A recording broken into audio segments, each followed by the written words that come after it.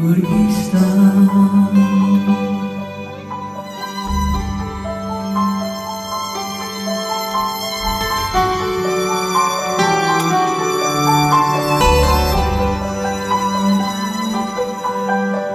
Die wijn en die brood dat nou nie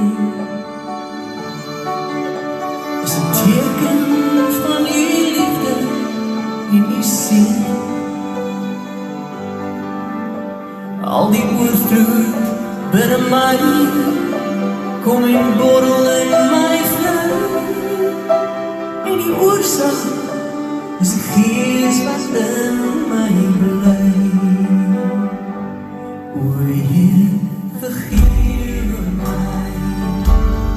Heer, kom maak my vry van die sondelas. Kom na my om skoon te was. Want ek wil weer vlekloos voor u staan.